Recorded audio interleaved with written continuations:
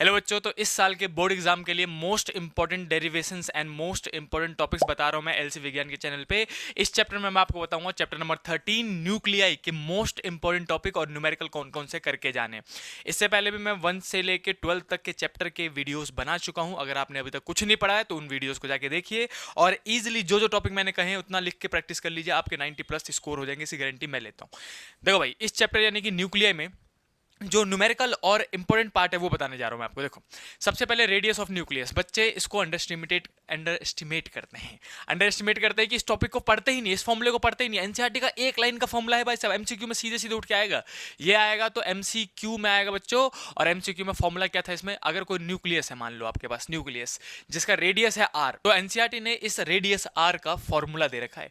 Radius are का formula होता है बच्चों आर नॉट ए की पावर 1/3, जहां पे ए मतलब है बच्चों एटॉमिक मास नंबर। अब एटॉमिक मास नंबर सबको पता होगा, कोई एलिमेंट है तो नीचे में एटॉमिक नंबर लिखते हैं, ऊपर में एटॉमिक मास नंबर।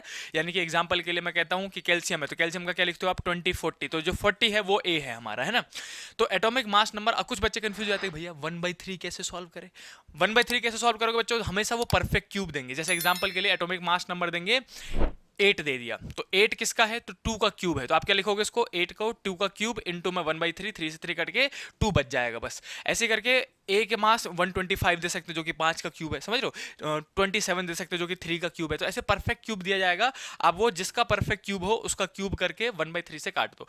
इस पे बेसिक एमसीक्यू प्रैक्टिस करनी चाहिए बच्चों आपको। 1 से 2 न्यूमेरिकल कर लेना, आप इजिली टॉपिक ग्रेस्प कर लोगे, 1 नंबर का क्वेश्चन आएगा।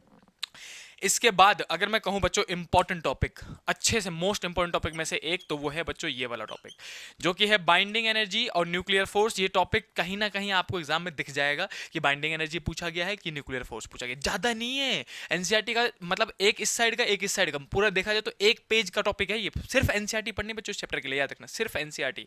अगर मैं बच्चों एनसीईआरटी की बात कर रहा हूं तो एनसीईआरटी में बाइंडिंग एनर्जी को लेके 4 पॉइंट कहे गए हैं।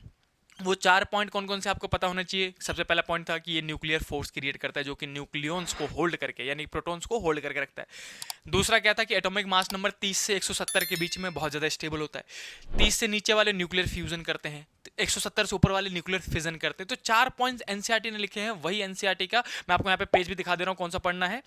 वही पेज आपको पढ़ना है और उतने में ही आपका ये टॉपिक क्लियर हो जाएगा। फिर आता है बच्चों nuclear force. Nuclear force again फिर से कह रहा हूं बच्चों, एनसीईआरटी। एनसीईआरटी का सिर्फ 3 पॉइंट कहा गया है न्यूक्लियर फोर्स को लेकर। एनसीईआरटी ने जितना मेंशन किया बच्चों वो सिर्फ 3 पॉइंट है। पहला तो ये कि ये सबसे स्ट्रॉन्गेस्ट फोर्स है, कुलंबिक फोर्स से भी ज्यादा स्ट्रॉन्ग है और ग्रेविटेशनल फोर्स से भी ज्यादा स्ट्रॉन्ग है। दूसरा क्या था कि इसका रेंज बहुत छोटा होता है। एनसीईआरटी का ये वाला पेज आप पढ़ लेना, ठीक है, 3 पॉइंट है बस। और इसके पीछे जाके देखोगे तो इसमें 1 पॉइंट और मेंशन है, इसके जो ये पेज दिखा रहा हूं उसके लास्ट वाले पेज में, है ना।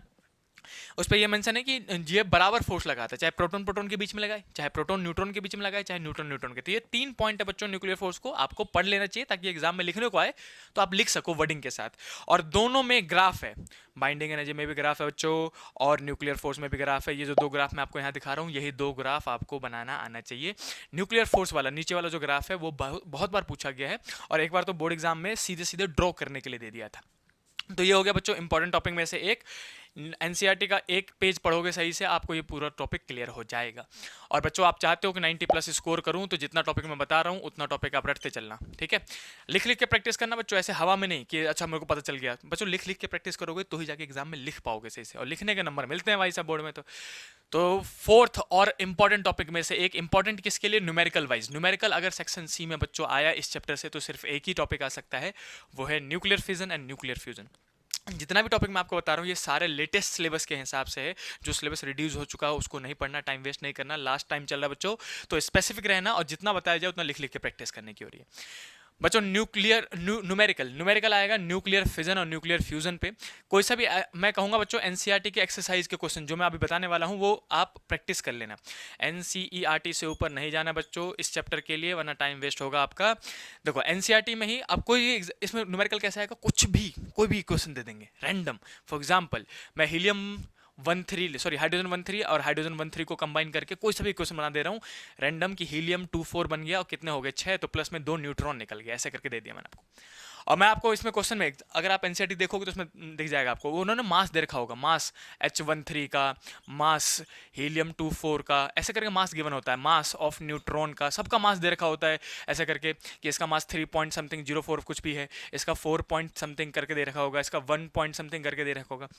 अब आपसे पूछा क्या जाएगा, क्वेश्चन ऐसे ही आएगा। एनसीईआरटी के लास्ट पेज पे जाइए आप, एनसीईआरटी के एक्सरसाइज के, आपको इस टाइप के क्वेश्चन 2-3 मिल जाएंगे। कैल्शियम को लेके दे रखा है, किसी को यूरेनियम को लेके दे रखा है, तो ऐसे कोई भी इक्वेशन प्रिंटेड आएगा, इक्वेशन प्रिंटेड आएगा, मास प्रिंटेड आएगा, पूछा क्या जाएगा कि बताओ इस इक्वेशन में कितना हीट रिलीज हो रहा है, क्यू निकालो। देखो बच्चों यहाँ पे हीट मतलब क्यू होता है, क्यू मतलब हम हीट लिखेंगे, और यहाँ हीट निकालने का फॉर्मूला बच्चों वही जो एल्बर्ट आइंस्टाइन साहब ने दिया था, डेल्टा एम सी स्क्वायर लगाएंगे, ये वाला फॉर्मूला लगाएंगे, डेल्टा एम सी स्क्वायर। यहाँ पे बच्चों से मिस्टेक क्या होती है, मैं सीधे सीधे ट्रिक बता रहा हूँ, इससे आसान ट्रिक है ही नहीं बच्चों, आप इजिली न्यूमेरिकल कर पाओगे। सबसे पहले डेल्टा एम अलग से निकालो।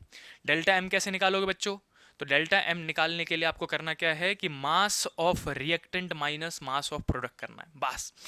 जैसे कि रिएक्टेंट में कौन है, दो ट्रीटियम है ना, H13 तो ट्रीटियम का मास दे रखा है, उससे 2 से मल्टीप्लाई कर दो तो मास ऑफ रिएक्टेंट निकल गया है ना। मास ऑफ रिएक्टेंट निकाल लो पहले, लेफ्ट साइड वाला मास ऑफ रिएक्टेंट, उसमें से माइनस कर दो मास ऑफ प्रोडक्ट। प्रोडक्ट में कौन कौन है, हीलियम 24 है तो उसका हीलियम का मास दे रखा है, 2 न्यूट्रॉन है तो 2 न्यूट्रॉन लेना, एक ही न्यूट्रॉन मत ले लेना, यहाँ बेसिक्सली मिस्टेक नहीं करनी मैथ की बच्चों। तो 1 न्यूट्रॉन का मास दे रखा है, 2 न्यूट्रॉन थे तो 2 से मल्टीप्लाई करके फिर उसको ऐड करके मास ऑफ प्रोडक्ट निकाल लिया।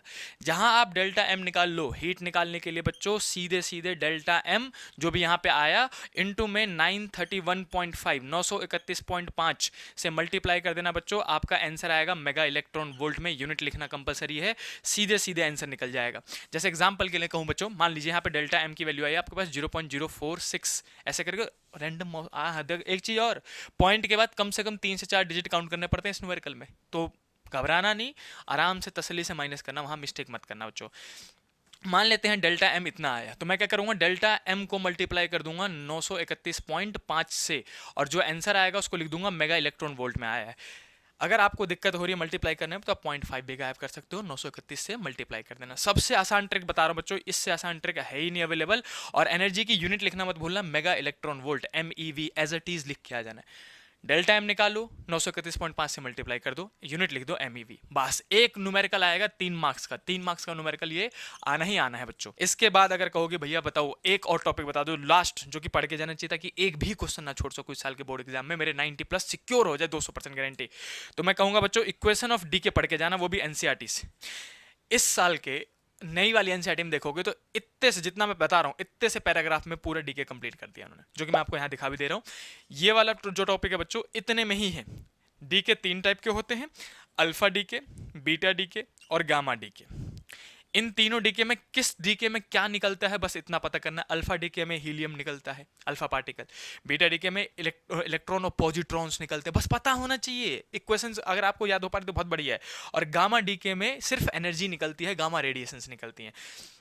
तो इतना ही आपको, जितना एनसीईआरटी में इन्होंने दे रखा है उतना पढ़ लेना बच्चों। और मैं कहूँगा अल्फा डीके का इक्वेशन लिखना आना चाहिए। कैसे लिखते हैं अल्फा डीके का, मान लो कोई एक्स पार्टिकल है जिसका एटॉमिक नंबर Z है और एटॉमिक मास नंबर A। अगर बच्चों इसने अल्फा डीके करा, ऐसे लिखा हुआ अल्फा डीके, तो इस साल के प्री बोर्ड में देखोगे क्वेश्चन पूछा गया इसी पे। अब यहाँ पे दे दिया कि यहाँ पे Y+Z बन रहा है, रैंडम कुछ भी, ठीक, या फिर Y+ हीलियम निकल रहा है, हीलियम 24, तो बताइए Y का एटॉमिक नंबर कितना होगा, एटॉमिक मास नंबर कितना होगा। भाई साहब सिंपल सी बात है, किसी एलिमेंट में से हीलियम निकला, हीलियम का एटॉमिक नंबर कितना होता है 2, तो अब जो Z है वो 2 से घट जाएगा, 2 तो निकल गया, तो Z-2 लिखूंगा मैं इसको, सही बात है। और हीलियम का मास कितना होता है 4, तो पहले कितना था x का, A था, तो x में से हीलियम निकल गया, यानी कि 4 का मास निकल गया, तो यहाँ क्या लिखूंगा A-4। तो ऐसा छोटा सा एक न्यूमेरिकल पता होना चाहिए क्वेश्चन वाइज, और 1 नंबर में आता है अगर आया तो, नहीं तो ये टॉपिक बहुत रेयर चांसेस से आएंगे, और आया तो 1 या 2 नंबर में आएगा। तो बच्चों ये थे मोस्ट इंपॉर्टेंट टॉपिक। मैं हट जाता हूँ, चाहो तो आप जल्दी से स्क्रीनशॉट ले लो, इनको लिख लिख के प्रैक्टिस करना बच्चों, लिख लिख के प्रैक्टिस इसलिए कह रहा हूँ ताकि अगर आपने लिख रखा है अपने हाथों से तो ही आप बोर्ड एग्जाम में लिख पाओगे बच्चों। बोर्ड एग्जाम वहाँ पे आप जाके सोच सोच के याद कर करके लिखने की सोचोगे ना, सच्ची बता रहा हूँ 3 घंटे कम पड़ जाएंगे आपको। अगर आपने घर पे ही मेहनत कर रखी है, पढ़ाई कर रखी है कि मेरे को क्या क्या लिखना है, बार बार लिख के देखा है कि एक एक चीज़ को, तो जाके आप वहाँ पे जल्दी से हाई स्पीड में लिख पाओगे विद एक्यूरेसी, और तभी तभी जाके आप 90-95 प्लस स्कोर कर पाओगे। तो जितना टॉपिक मैंने आपको बताया है इसको कंप्लीट कर लेना बच्चों, और भी 12 चैप्टर के मैंने वीडियोस बना रखे हैं, उन्हें कंप्लीट करिए। और भी कोई दिक्कत आए तो बेझिझक कमेंट कीजिए, मैं आपकी पूरी हेल्प करूंगा। बोर्ड तक बच्चों मैं आपके साथ हूँ। मिलते हैं नेक्स्ट वीडियो में, तब तक के लिए टाटा।